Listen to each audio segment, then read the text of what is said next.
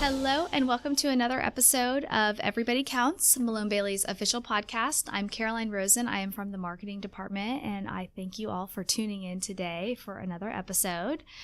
Just a quick overview of our podcast before we jump into the topic at hand today. Everybody Counts is a podcast that features a variety of different topics. So we are going to be featuring both technical and non-technical topics alike, and we're going to be having a variety of different voices on our podcast. So you'll hear from partners, from managers, from staff, even members of our administrative team, and it's a really great opportunity to share a lot of unique perspectives and opinions on a variety of different topics. So on that note, I am delighted to be joined today by Ncho, a supervising senior here at Malone Bailey, to discuss a FASB accounting standard update proposal that would simplify the classification of debt in a classified balance sheet. Welcome, Collins. Thank you, Caroline, and thank you for having me again on the podcast. Yes, this is not your first rodeo. Definitely not. I'm getting used to it. So you've done this before, and hopefully it's just a nice break in your day, something a little different from audit work. Definitely. I can't complain about it. All right. Well, Collins, why don't you tell us a little bit about your background? Oh, I'm delighted to. I've worked with smaller reporting companies for several years now, and I joined Malone & Bailey a few years ago from another SEC audit firm.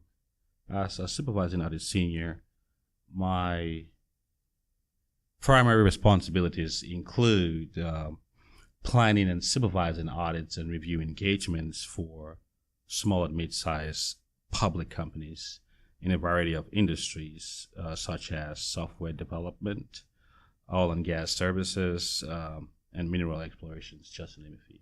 All right. Well, thank you, Collins. I know that you're a regular on our training circuit at Malone Bailey, and so you're really the perfect person to have on our podcast. Before we jump into the topic at hand, I do want to point out to our listeners that we are going to be providing a very high-level overview of the proposed ASU on this podcast, but I do invite everyone to visit our website at www.malonebailey.com, where you can find additional information about this proposal. FASB does have an entire document dedicated to this proposed ASU, so the FASB website is also a great place to go. So, Collins, why don't you tell us a little bit about this proposed ASU and why FASB is considering a change? Before we talk about the proposal, it's important to distinguish what the FASB does. Sometimes the FASB would issue amendments, and sometimes they would issue proposals. The topic we're discussing today is a proposal as opposed to an amendment. So the board is issuing this proposed update as part of his simplification initiative, which is a theme that the FASB has been going about most recently, with the goal of simplifying old guidance that is pretty much outdated. Now, according to the FASB, the objective of the simplification initiative is to identify, evaluate, and improve areas of generally accepted accounting principles for which cost and complexity can be reduced, while maintaining or improving the usefulness of the information provided to the financial statement users. And most of the time, the FASB would make changes when stakeholders would be shareholders and those that rely on the financial statements, when they express concerns about what they're getting from the current guidance.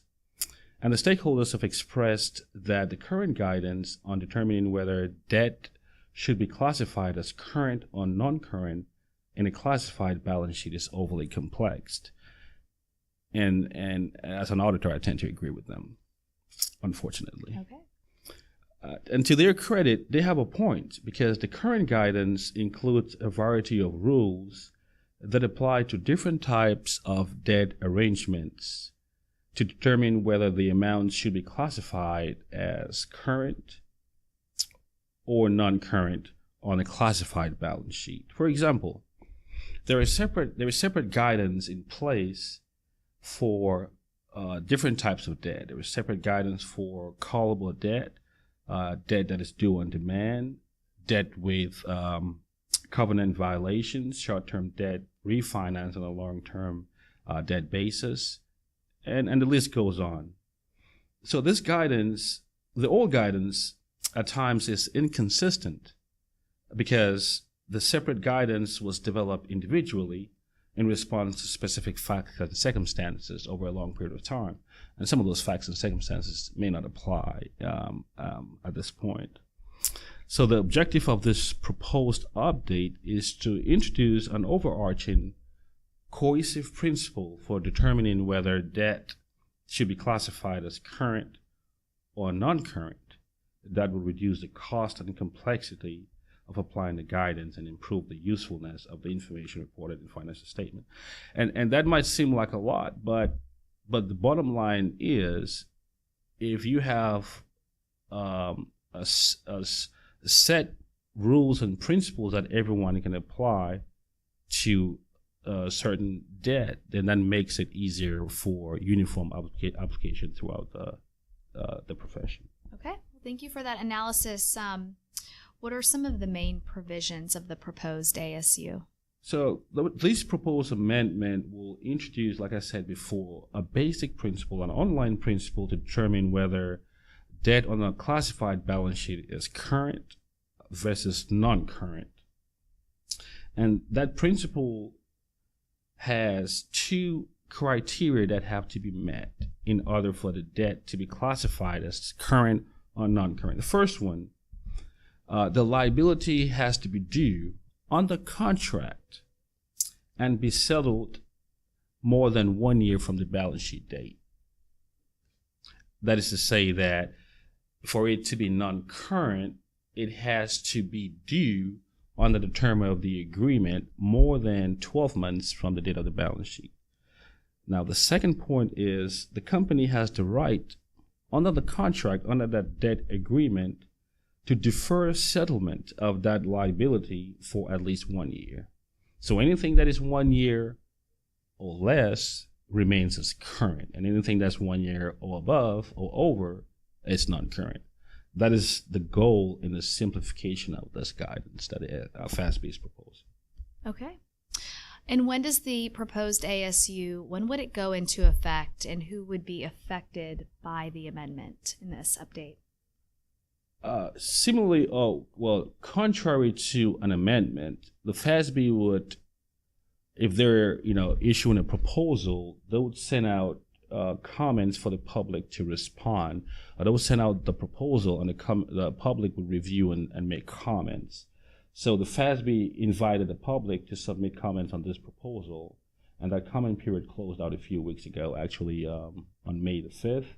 So hopefully we'll be hearing soon from the FASB as to the final resolution of this proposal, and then the effective date will then be established. Okay. And so what kind of questions should a company ask their accountant as it pertains to this proposed ASU? Very interesting, because most companies worry about how much money they owe and how much money they can borrow from lenders. So what this proposal would do, it would affect the classification of the company's debt on the balance sheet. That means it would affect the computation of working capital, or it would affect how their debt is being disclosed for covenant violations. So those two aspects should be discussed with the company's accountant prior to this amendment or this proposal being finalized. Okay, great. Thank you for that. And so where do you recommend companies go to find more information? Companies can always visit the resource section of the Malone Bailey website. This section houses our SEC and FASB update newsletter. I would also invite anyone to reach out to me or any other professional here at Malone Bailey if they have any questions. And the FASB website is also very resourceful. You can find additional information at www.fasb.org. Great. Well, you know this section well. This is a departure from the topic that we've been discussing. It's called our This or That section, and everybody loves this section. And what we've come to learn from this section is to expect the unexpected. So let's see what your thoughts are. I'm going to throw a couple of ideas your way, and you let me know which one's your preference. Sure. Carnivore or herbivore? Let's see. I don't care for meat so much. Herbivore. Really? I'm picky. Are you a vegetarian? No, I'm not. Okay. All right. Now, this is everybody's favorite. Dust or vacuum? Vacuum every Saturday morning. Okay. You find it It's nice. relaxing? Oh, yeah, or? very, Okay. very much. All right. And caffeinated or decaffeinated? I think I need some caffeine every morning to crunch these numbers, so I'm not a decaf person. Yeah. All right, Collins. Well, thanks so much for taking time out of your busy schedule to be with us today.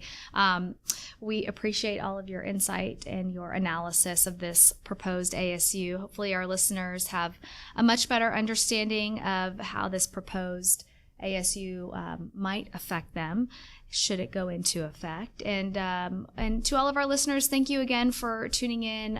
Always check out our website for lots of great information about our audit and accounting services, as well as lots of other great resources. So thank you again, and we'll see you all next time.